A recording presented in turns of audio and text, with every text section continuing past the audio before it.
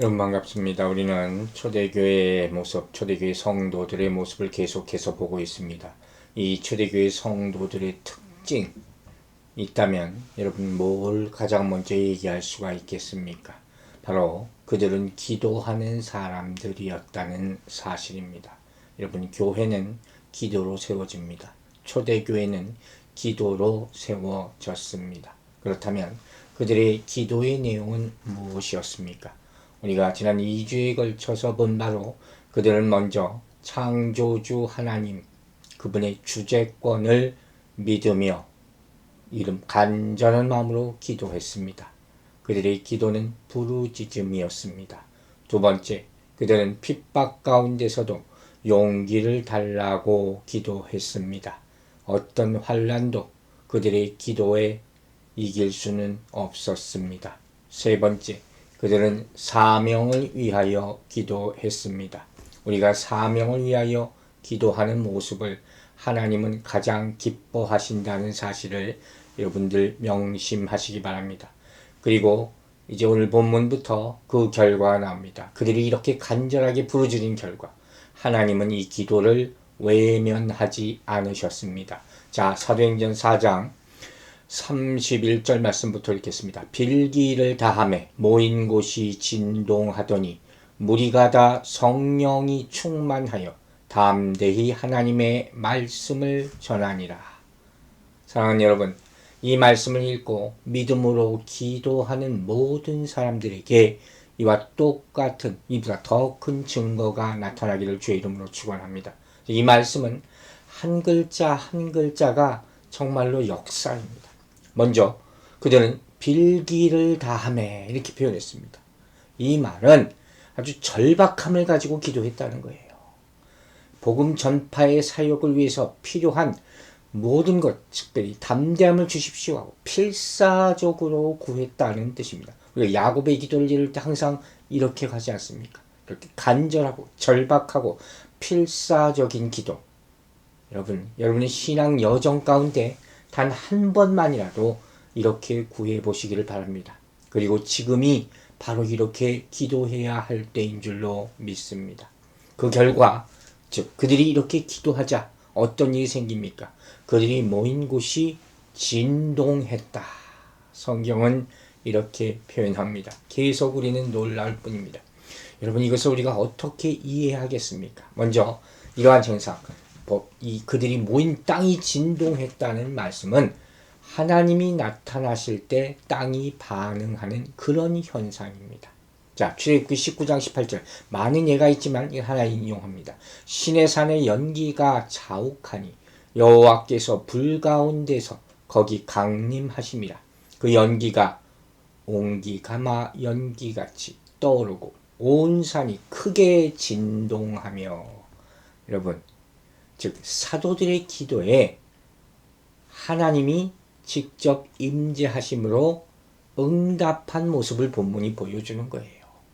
응답하시는 하나님은 응답하십니다. 믿습니까?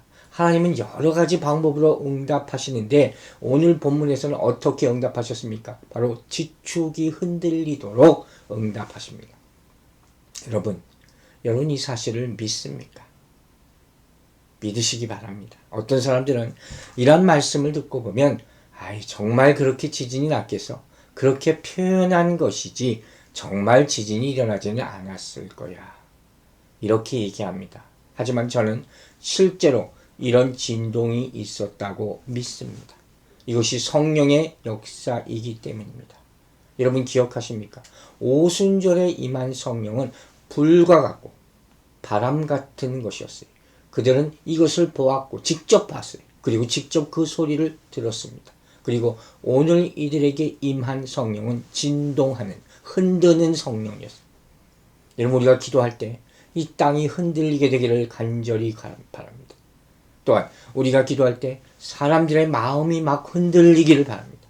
이것이 하나님의 반응이요, 하나님의 행동하시는 것을 보여주는 것이요, 이것이 성령의 임재 체험이 계속해 되어야 함을 보여주는 그런 모습인 것입니다. 여러분, 저는 이 모습이 우리가 함께 기도할 때도 나타나게 될 줄로 믿습니다. 우리가 합심해서 통성으로 기도할 때 방언의 기도와 찬양의 기도와 중보의 기도와 영적 전쟁의 기도와 치유의 기도와 전도와 선교의 기도를 하나님 앞에 올려드릴 때 온 교회가 진동하는 역사가 나타나게 될 줄로 믿으시기 바랍니다. 두 번째, 이 모습은 바로 하나님이 살아계시다는 증거라고 저는 믿습니다. 히브리서 12장 26절에 귀한 말씀이 있습니다. 그때에는 그 소리가 땅을 진동하였거니와 이제는 약속하여 이르시되 내가 또 한 번 땅만 아니라 하늘도 진동하리라 하셨느니라. 하나님은 진동시키는 하나님이시오. 하나님은 능력의 하나님이신 줄로 믿으시기 바랍니다. 여러분, 창세기 1장 1절 태초에 하나님께서 천지를 창조하셨다는 말씀부터 시작해서 성경 전체가 하나님의 능력, 예수 그리스도의 능력을 나타내고 계십니다. 즉 그들이 모였 곳이 진동했다는 말씀은 하나님의 손이 여전히 일하고 계심을 보여주는 그런 모습이에요. 자, 이와 같이 그들이 기도하자 모인 곳이 진동하고 그러자 어떤 일이 계속 일어납니까? 무리가 다 성령이 충만하여 담대히 하나님의 말씀을 전하니라. 먼저 이 말씀은 본절 29절 말씀의 응답이라고 봅니다. 자, 사도행전 4장 29절 보겠습니다. 주여, 이제도 그들의 위협함을 굽어보시옵고 또 종들로 하여금 담대히 하나님의 말씀을 전하게 하여 주시오며. 자, 하나님이 여러분 어떤 기도를 가장 빨리 응답해 주신지 아십니까? 다른 어떤 것보다도 본문에 의하면 복음 전하게 해달라고, 나를 사용하게 해달라고 기도할 때 하나님은 우리를 불러주실 줄로 믿으시기 바랍니다. 자, 이처럼 기도는 성령의 임재와 관련이 있는 것이고 성령의 충만은 말씀 선포하는 것, 전하는 것과 밀접한 연관이 있는 것입니다. 그리고 기도를 이렇게 마친 그들은 모두 담대히 하나님의 말씀을 전하게 됩니다. 여러분, 잘 이 말씀을 보세요. 그들은 충만하게 해달라고 기도하지 않았습니다. 다만 담대히 하나님의 말씀을 전하게 해주세요 라고 기도할 때 충만해졌습니다. 사랑하는 여러분, 성령 충만은 은사요 선물인 줄로 믿고 받으시기 바랍니다. 즉 충만은 개인적인 신비 체험이 아니에요. 복음 전파를 위한 필수 불가결한 요소입니다. 그래서 하나님이 충만하게 해주시는 거예요. 즉 여러분이 이렇게 사명을 위해서 기도할 때 성령 충만함을 받게 될 줄로 믿습니다. 이제 4장 32절 말씀 읽도록 하겠습니다. 믿는 무리가 한 마음과 한 뜻이 되어 모든 물건을 서로 통용하고 자기 재물을 조금이라도 자기 것이라 하는 이가 하나도 없도다. 아멘. 여러분, 본문에서 우리는 초대교회의 놀라운 모습을 또 보게 됩니다. 사실 1장부터 지금 4장 말미에 이르기까지 우리는 계속 놀라운 모습만 보고 있습니다. 그리고 이것을 오늘 본문은 뭐라고 표현합니까? 한마디로 모든 물건을 서로 통용했다 하는 말씀이에요. 여러분 잘 들으세요. 성령이 임하면 방언도 하고 예언도 하고 봉사도 하고 능력과 권능과 치유도 일어나고 기적도 일어납니다. 믿습니까? 그리고 또 하나 놀라운 일은 자기의 소유를, 내 것을 내 것이라고 생각하지 않는 일이 일어난다는 것입니다. 아멘입니까? 아멘 됩니까, 여러분? 즉 필요한 모든 이들에게 자신의 것을 나눠주는 구제가 자연적으로 시작되는 것입니다. 여러분, 초대교회는 믿음이 있고 행함이 있었어요. 이건 절대로 무시하지 않으시기 바랍니다. 이 믿음에 따른 아름다운 행위가 계속 나타납니다. 여러분, 저는 처음에 지금 우리가 기도해야 될 때라 했습니다. 지금 바로 이런 행위가, 믿음에 따른 아름다운 구제의 행위가 나타나야 할 때라고 믿습니다. 공교롭게도 계속해서 제가 이런 말씀을 전합니다. 주변에 어려운 분들을 살핍시다. 그들을 돕게 되기를 바랍니다. 그러한 것은 하나님께서 명하신 것이라는 사실을 잊지 마시기 바랍니다. 자, 그런데 우리가 아는 대로 정말 많은 사람들이 이러한 본문의 이야기를 불가능하다고 말합니다. 그러면 문제는 뭡니까? 왜 초대교회는 가능하였냐? 이게 좁혀지는 거죠. 그죠? 왜 그들은 했을까요? 그래서 우리는 이 문제를 해결해야 됩니다. 그렇지 않고 초대교회로 돌아가자. 이건 공허한 소리에 불과한 거예요. 아무리 외쳐도 소용없는 거예요. 소용없는 것이 아니라 이것은 거짓말입니다. 그래서 이 본문은 우리 다시 한번 깊이 묵상할 수밖에 없습니다. 먼저 저는 31절 말씀부터 37절 말씀을 여러 차례 묵상하면서 그냥 읽으면 내용이 조금 어렵고 연결이 되지 않는 듯한 그런 느낌을 처음 받았어요. 동시에 어떤 느낌을 받았느냐? 이 말씀에 하나의 패턴이 있구나 하는 것도 알게 됐습니다. 자, 제가 지금 무슨 말을 하는지 잘 들어보시기 바랍니다. 31절에는 성령 충만해서 말씀을 전했다고 되어 있어요. 그런데 32절에는 재물을 통용했다 했습니다. 성령 충만하면 재물을 통용하게 됩니다. 자, 이 연결이 됩니까? 여러분 나름대로 아멘인지 아닌지 결정하셔야 됩니다. 또 33절 말씀 뭡니까? 부활의 증언이 되었다. 부활을 증언했대. 34절은 각 사람, 35절은 각 사람의 필요를 따라 나눠줬다는 거예요. 여러분 이거 연결됩니까? 여러분 부활의 말씀을 들으면 사람들에게 다 구제합니까? 조금 더 이상한 것 같습니다. 이상한 건 아닌데 사실. 한마디로 저는 이 말씀 이렇게 정리했습니다. 성령 충만한 말씀으로 은혜 받게 되면 내 주머니가 열린다. 아멘입니까? 우리는 그렇게 하고 있습니까? 그럴 수도 있고 그렇지 않을 수도 있겠죠. 이 솔직한 대답이 될 수 있을 것입니다. 자, 어떤 분이 이런 말씀이었습니다. 이거야말로 진짜 교회의 모습이다. 그렇습니까? 그럼 이렇게 하지 못하면 다른 교회는 다 가짜란 얘기입니까? 저는 이 모습을 이렇게 표현하고 싶습니다. 이 모습은 바로 평화의 모습이요. 교회의 연합과 일치의 모습이다. 즉 2장부터 보았던 친교가 계속 지금 이어지고 있는 모습을 우리에게 보여주는 것입니다. 자, 어떤 모습이었습니까? 2장 42절부터 44절, 45절 이 말씀 한번 읽어보겠습니다. 그들이 사도의 가르침을 받아 서로 교제하고 떡을 떼며 오직 기도하기를 힘쓰니라. 믿는 사람이 다 함께 있어 모든 물건을 서로 통용하고 또 나오죠. 또 재산과 소유를 팔아 각 사람의 필요를 따라 나눠주며 오늘 본문과 거의 일맥상통이죠. 즉 오순절 성령 체험 이후 이러한 나눔의 모습이 있었잖아요. 교제의 모습이 있었잖아요. 그리고 그 모습이 그때 일회성이 아니라 지금까지 계속되고 있다는 것을 보여주는 것이에요. 자, 다시 아까 얘기로 돌아갑니다. 많은 분들이 말씀합니다. 이 모습은 지금은 불가능합니다. 자, 그럼 그 말은 뭘 뜻합니까? 그때는 가능했는데 지금은 왜 안 된단 말입니까? 여러분, 이건 누구 탓입니까? 혹시 이건 내 문제가 아닙니까? 또 어떤 분은 말합니다.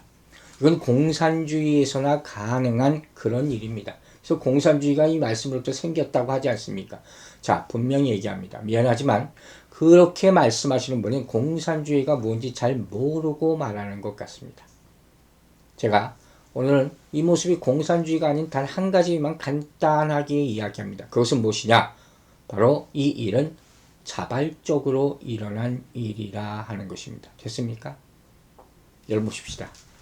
세상에 없는 것이 여기 초대교회에 나타나고 있습니다. 그럼 왜 세상에는 없을까요? 왜 지금은 없을까요? 저는 한 가지 대답을 여러분한테 제시하기를 원합니다. 그 이유는 바로 이기심 때문입니다. 동의할 수 있겠습니까? 왜 이기심이 생겼을까요? 우리는 이 얘기를 너무 잘 압니다. 죄가 들어왔기 때문입니다. 그 결과 어떤 일이 생깁니까?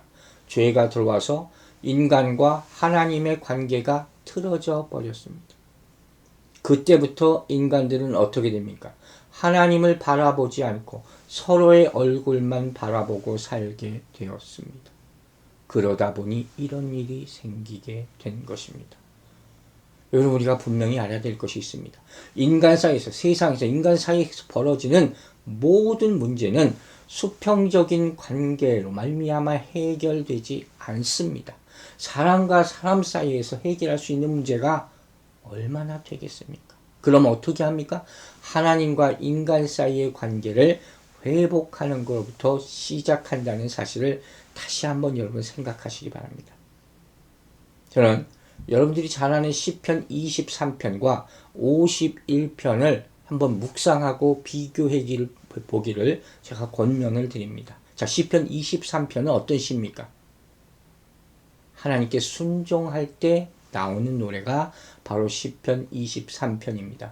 23편 1절 여러분 잘 아시죠? 여호와는 나의 목자시니 내게 부족함이 없으리로다. 그 마음에 항상 평강과 여호가 있습니다. 반면 51편 기억하십니까? 다윗이 회개의 시죠. 불순종의 결과로 말미암아 부르는 아픈 노래예요. 51편 1절입니다. 하나님이여 주의 인자를 따라 내게 은혜를 베푸시며 주의 많은 긍휼을 따라 내 죄악을 깨끗이 제하소서. 여러분, 악인에게는 평강이 없다 했습니다. 초대교회 공동체는 시편 23편과 51편 그 가운데 뭘 많이 불렀을까요? 저는 분명히 시편 23편을 더 즐겨 불렀을 줄로 믿습니다. 자, 이제 본문으로 다시 돌아가서 봅시다. 오늘의 포커스는 바로 이겁니다. 다음 주까지 연결될 겁니다. 자, 31절과 32절의 연결고리는 무엇이냐? 어떻게 성령, 즉 초대교회에서 물건을 통용함이 가능하게 된 결정적인 이유가 무엇이냐 하는 것이에요. 이걸 우리가 정확하게 알아야지 우리가 실천하든 말든 할 수 있을 거 아닙니까? 어떻게 이들이 이렇게 모든 물건을 선언하고 필요를 채울 수가 있었느냐? 그 첫 번째 대답은 너무도 당연한 것입니다. 바로 성령 충만이라고 되어 있어요. 그럼 킹제임스 바이블을 보면 이 31절과 32절이 and 그리고라는 접속사로 연결되고 있습니다. 그 두 의미가 함께 한다는 거죠. 즉 그들이 성령 충만하여 담대히 하나님의 말씀을 전하자 한마음 한뜻이 되어 모든 물건을 서로 통용하게 되었다 하는 말씀입니다. 믿습니까 여러분? 자, 이 모습은 우리가 여러 차례 얘기했듯이 너무 드라마틱한 변화를 보는 것이죠. 사도들, 제자들의 모습 엄청난 변화를 그랬죠. 왜냐하면 성령 받기 전에 제자들의 모습은 어땠습니까? 모임에 싸웠어요. 그런데 어떻게 이렇게 변화가 되겠다고요? 성령 받아서 에베소서에 뭐라고 해요? 새 사람이 되었기 때문입니다. 여러분 잊지 마세요. 성령은 우리에게 새로운 마음을 주십니다. 아멘입니까? 성령은 우리에게 새로운 본성을 주십니다. 에베소 4장 23절 이렇게 얘기합니다. 오직 너희의 심령이 새롭게 되어 아멘.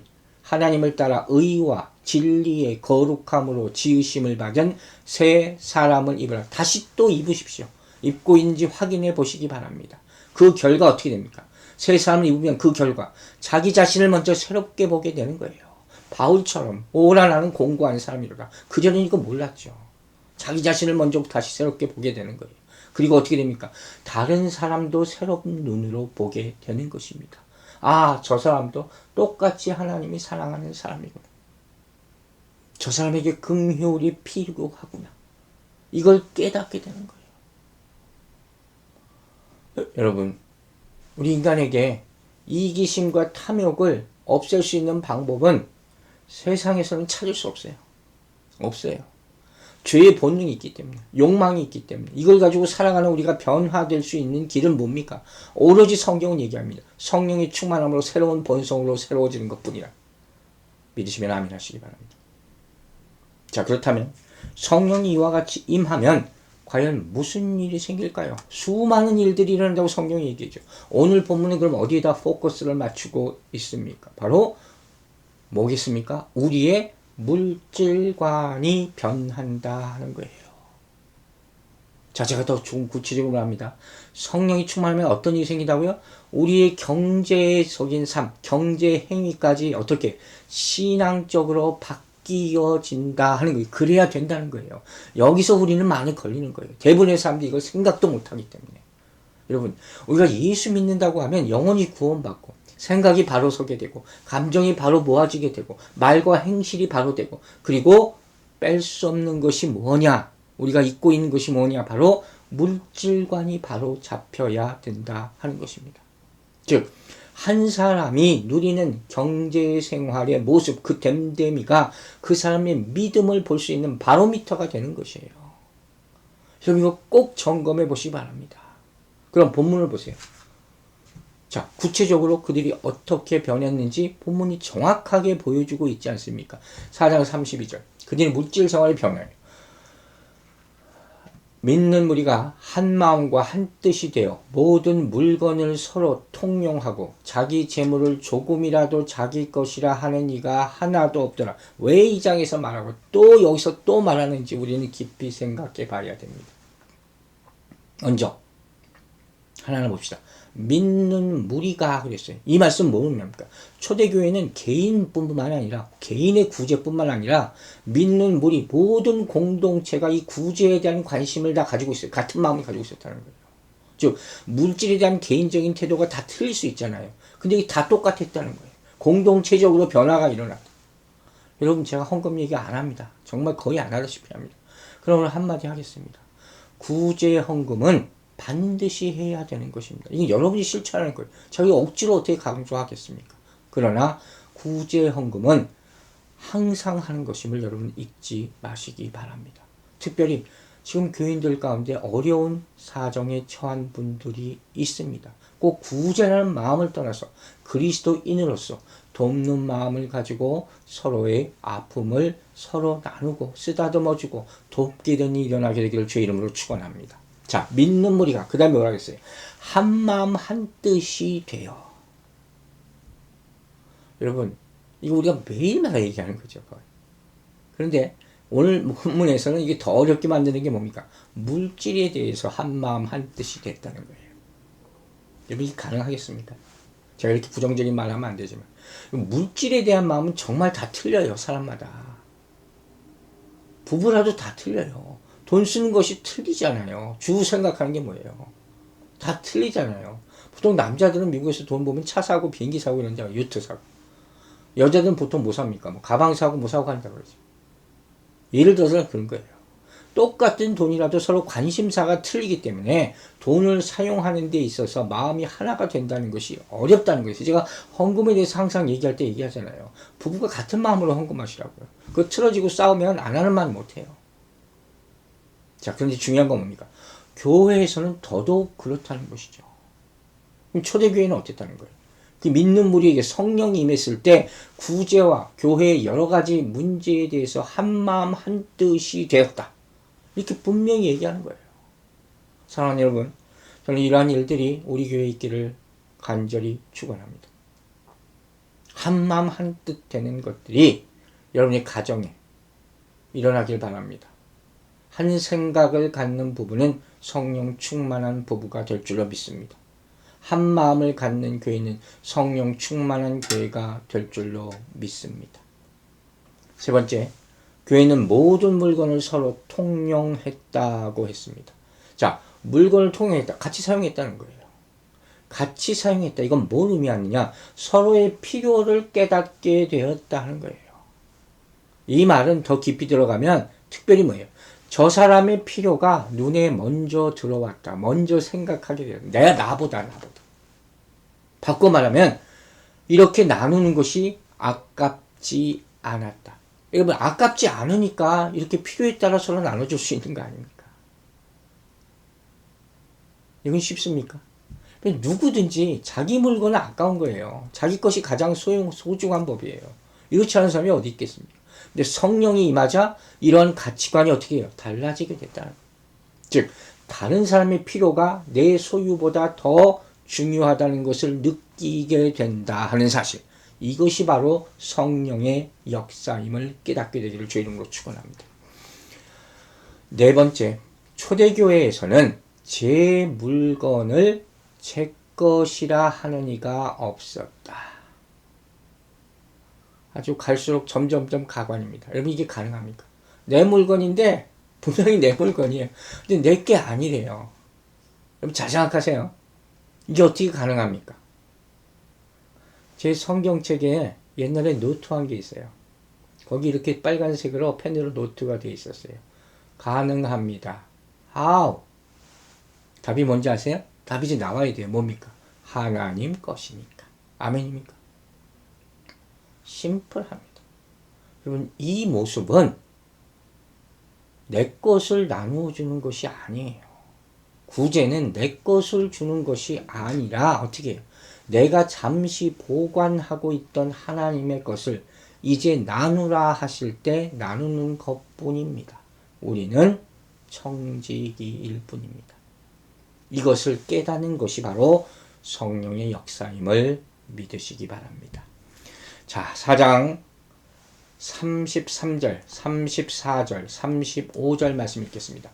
사도들이 큰 권능으로 주 예수의 부활을 증언하니 무리가 큰 은혜를 받아 그 중에 가난한 사람이 없으니 이는 밭과 집 있는 자는 팔아 그 판 것의 값을 가져다가 사도들의 발 앞에 두매 그들이 각 사람의 필요를 따라 나누어 줌이라. 아멘. 자, 저는 아까 31절부터 37절까지의 말씀을 묵상하면서 하나의 패턴이 있다 그랬죠. 그죠? 31절 성령 충만한 말씀을 전하자 32절의 재물을 통용하게 됐다 그랬고 33절 34절에 부활의 증언이 나타나고 은혜 받자 34 35절에 각 사람의 필요를 따라 나누어 줬다 그랬어요. 자, 우리는 여기서 초대교회에서 물건을 통용함이 가능하게 된 두 번째 이유를 찾아볼 거예요. 첫 번째는 뭐예요? 성령 충만함이었죠. 두 번째 이유는 무엇입니까? 바로 33절에 나오는 부활에 대한, 부활의 말씀에 대한 믿음이 생겼기 때문인 줄로 믿으시기 바랍니다. 여러분, 그들은 성령 충만하여 모든 물건을 통용하였고 이제 부활의 말씀을 듣고 은혜 받아서 밭과 집을 팔아서 각 사람의 필요를 따라 다 나누어 주었다 분명히 말하고 있습니다. 저는 이게 더 어려웠습니다. 여러분, 도대체 이런 일은 어떻게 일어납니까? 우리가 정말 성령 충만하면 모든 것을 다 할 수 있을 것 같아요. 하도 많이 들어서. 그죠? 그리고 실제로 그렇게 될 때도 많습니다. 제가 어렸을 때 기도원 가가지고 정말 은혜 많이 받고 제 주머니 있는 걸 다 털어서 헌금하고 나온 적, 그 평생 잊지 못하는 그런 체험과 기억도 있습니다. 그런데 부활의 말씀을 듣고 밭과 집을 팔았다. 이게 연결이 됩니까? 만약 이 말씀이 되려면 우리는 최소한 부활절마다 서로의 것을 나눠야 돼요. 우리 집과 밭을 팔아야 돼요. 솔직히 저는 이 말씀 다시 묵상하면서 여기서 딱 걸려서 참 힘들었고 이거 한 번도 생각해 보지 못했어요. 보통 우린 부활절, 기독교의 가장 큰 행사 아닙니까? 부활절이면 어떻게 합니까? 부활을 축하하고 찬양하고 하나님께 영광 돌리고 또 만찬하고. 그래서 사실 좀 부활절 그날 만찬 좀 안 했으면 좋겠어요. 왜? 그 고난 주간 금식할 때가 많으니까. 어쨌든 간에 여러분, 우리가 오늘 본문 보면서 분명히 알아야 될 사실 한 가지 생겼어요. 부활 말씀을 들으면 내 것을 팔아 나눌 정도가 되어야 한다는 거예요. 여러분, 이제 봅시다. 자, 부활과 선행, 구제가 어떻게 연결되느냐 하는 거예요. 억지로 대충 연결시키려고 하지 말고 그 다음은 또 성령 얘기가 나오게 될 수밖에 없어요. 자, 하나님께서 귀한 말씀을 하나 주셨습니다. 누가복음 14장 13절 말씀 읽도록 하겠습니다.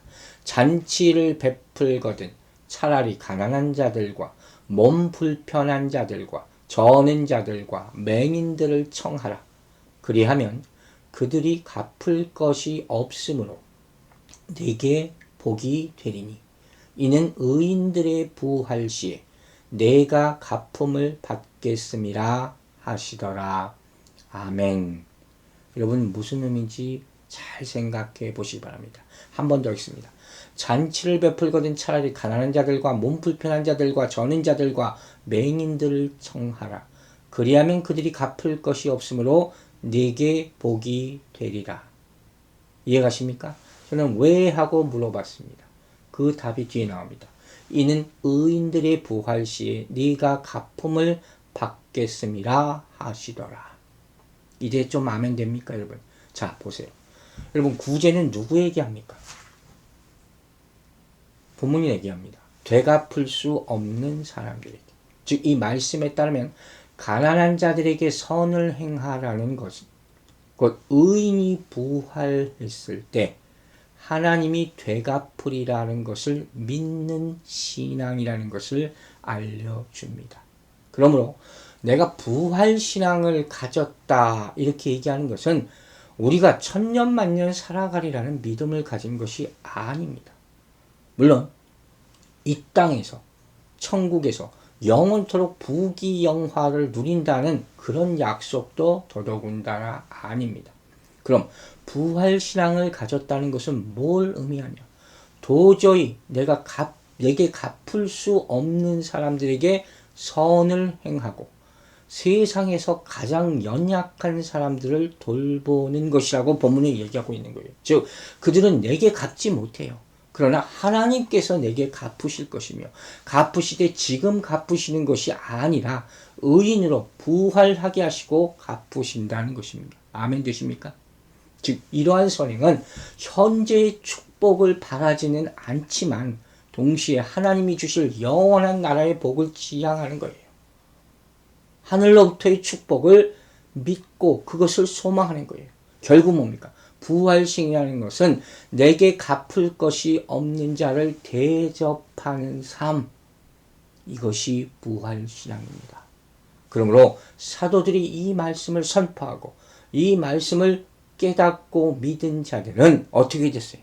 자기의 밭과 집을 팔아 나누기 시작한 것입니다. 왜? 소망이 이제 천국에 있습니까? 여러분 이보다 더 큰 행함이 어디 있습니까? 더 확실한 행함이 어디 있습니까? 상급이 하늘에 쌓이게 되는 것입니다.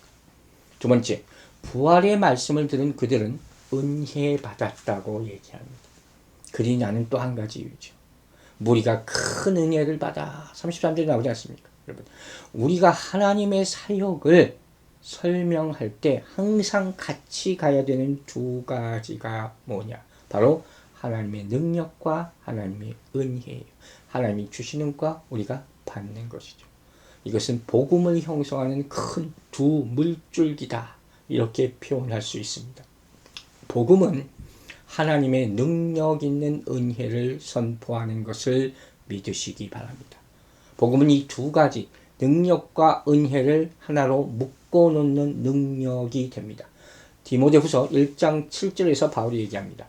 하나님이 우리에게 주시는 것은 두려워하는 마음이 아니요 오직 능력과 사랑과 절제하는 마음이니. 여러분 능력과 사랑 이것이 함께 가는 것입니다. 중요한 것은 오늘 이 본문을 보면서 지금 어떻게 우리는 이 은혜를 설명할 수 있는 것인가, 우리 일반적으로 생각했던 그런 것 말고 오늘 본문에 빗대어서 어떻게 은혜를 나타내고 표현하고 설명할 수 있느냐. 자, 디도서 2장 11절에 이렇게 바울이 디도에게 표현을 합니다. 은혜에 대해서 모든 사람에게 구원을 주시는 하나님의 은혜가 나타났어요. 어떻게? 우리를 양육하시되 경건하지 않은 것과 이 세상 정욕을 다 버리고 신중함과 의로움과 경건함으로 이 세상에 살고. 자, 은혜가 나타나자 어떤 모습이 나타났어요? 이 세상 정욕을 다 버렸다. 바울이 디도에게 말한 은혜의 핵심은 정욕을 버리는 은혜라는 거예요. 은혜 받으면 내 욕심을 버리게 됩니다. 아멘입니까? 은혜 받으면 이 엄청난 은혜 가운데서 내 수많은 죄가 사해졌다는 걸 깨닫고 정말로 어마어마한 그 복음의 빛, 이것을 다 탕감받은 사실을 깨닫고 거저받은 은혜를 나누어 주기 시작하는 것입니다. 이것을 뭐라고 하느냐? 구제라고 하는 거예요. 그리고 아무도 자기 것을 자기 것이라 하지 않았습니다. 왜? 은혜니까. 선물이니까. 선물은 다른 사람이 나에게 준 것 아닙니까? 즉, 이와 같이 은혜를 받으면 물질에 대한 집착이 사라지고 하나님의 뜻에 합당하게 사용되게 된다 하는 말씀입니다. 사랑하는 여러분, 오늘 말씀을 마칩니다. 이와 같이 오늘 본문의 모습은 첫 번째 성령 충만, 두 번째 말씀 충만, 세 번째 은혜 충만의 모습입니다. 다음 주에 이 모습이 계속됩니다. 그리고 물질을 이렇게 서로 통용하게 된 세 번째 이유, 아주 중요한 이유가 나타납니다. 여러분, 사도들이 부활을 증거하고 성도들이 은혜를 받자 교회가 교제하고 하나가 되었습니다. 이러한 모습이 우리 교회 안에도 나타나게 되기를 주의 이름으로 축원합니다. 기도하겠습니다. 아버지 하나님, 성령 충만함과 부활의 말씀을 받은 은혜로 말미암아 우리가 변화되게 하여 주시옵소서. 초대교회가 말하고 있는, 보여주고 있는 모습이 불가능한 것이 아니라 우리의 믿음과 결단에 따른 것임을 깨닫게 하여 주시옵소서. 우리가 이 말씀을 이렇게 붙잡고 깊이 보는 이유를 성도들이 깨달아 알게 하여 주시고 꼭 나 먼저 실천할 수 있도록 성령님께서 능력을, 지혜를, 은혜를 더하여 주시옵소서. 주의 은혜가 온 세상에 미치기를 원하오며 우리를 구원하신, 우리를 사랑하시는 우리 구주 예수 그리스도의 이름으로 기도했습니다. 아멘.